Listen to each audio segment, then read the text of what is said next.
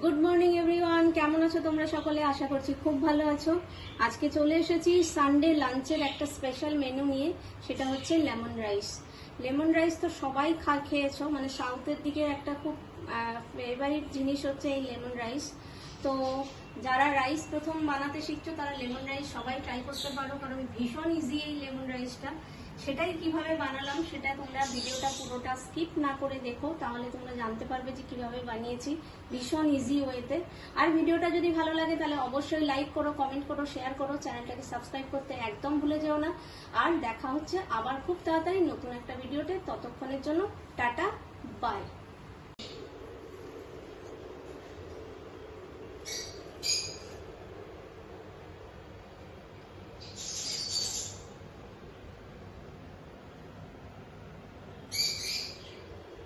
Lemon rice বানানোর জন্য কি কি লাগছে তোমাদেরকে আগে প্রথমে বলে দিই। সাদা ঝরঝরে বাসমতি চালের ভাত, এখানে আছে কারি পাতা, এটা লেবুর রস, এটা আছে ছোলার ডাল, এটা বিউলির ডাল, এটা শুকনো লঙ্কা, এটাতে অল্প একটু মিষ্টির জন্য চিনি রেখেছি, আর এটাতে আদা গ্রেট করে রাখা আছে। এই সিম্পল ইনগ্রিডিয়েন্টস দিয়ে তৈরি হয়ে যাবে লেমন রাইস। আর লাগবে অল্প একটু হলুদ, সেটা আমি যখন বানাবো তখন আমি হলুদটা দিয়ে দেবো। এবার শুরু করছি রাইসটা।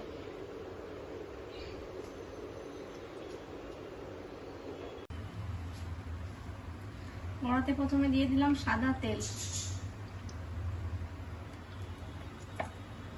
তেলটা একটু গরম হলে তারপর একে একে ফোড়নগুলো সব দিয়ে দেব।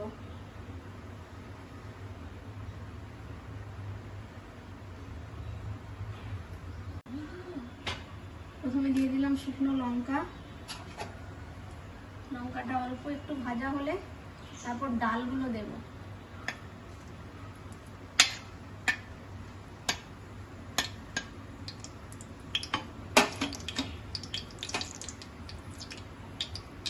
এতে দেব বিউলির ডাল, ছোলার ডাল, আর দেব কারি পাতা।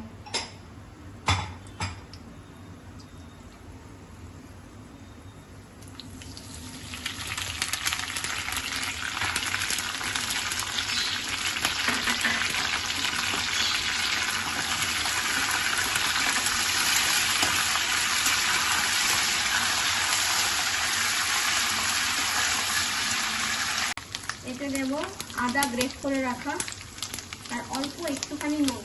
রাইসটা যখন আমি বানিয়েছি, রাইসে আমি নুন দিয়েই বানিয়েছি, তাই এইটা শুধুমাত্র এর আন্দাজ মতো নুন দেব।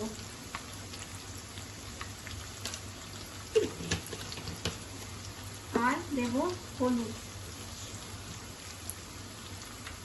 রংটা আসার জন্য হলুদটা দেওয়া, আর না হলে কোনো কারণ নেই হলুদের।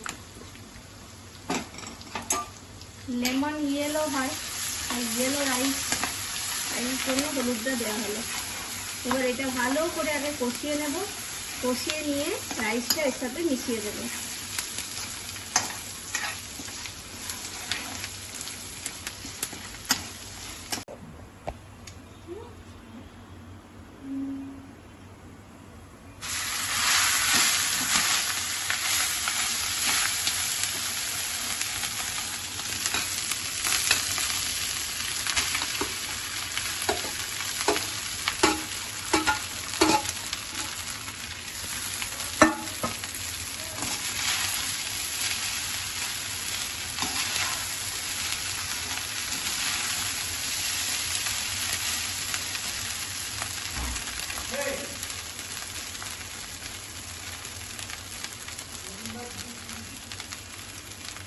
এবার এতে দিয়ে দেব লেমন জুসটা।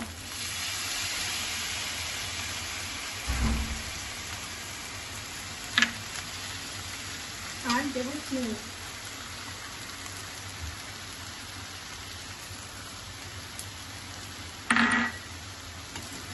ভালো করে এটাকে মাখাতে হবে।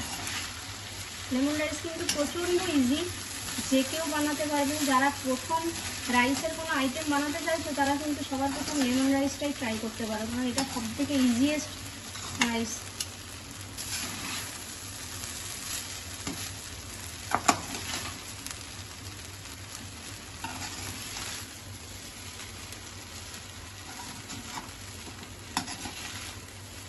এটা সুন্দর লেমন কালার এসছে।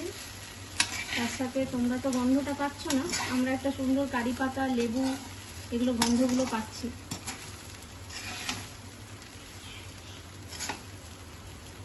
একদম ঝরঝরে, দেখো ঝরঝরে লেমন রাইস রেডি। এটা অল্প একটু সিমের মধ্যে ঢাকা দিয়ে রেখে দিয়ে তারপর সার্ভ করে দেবো। রাইস কিন্তু হয়ে গেছে, এবার আমি সার্ভ করে দেবো।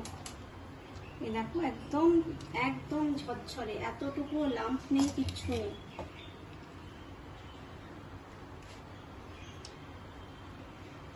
এটা মাটন কষা বা চিকেন কষার সাথে তো দারুণ যাবে। আজকে আমার বাড়িতে মাটন কষা হবে, তো মাটন কষার সাথে lemon rice, Sunday lunch just জমে যাবে।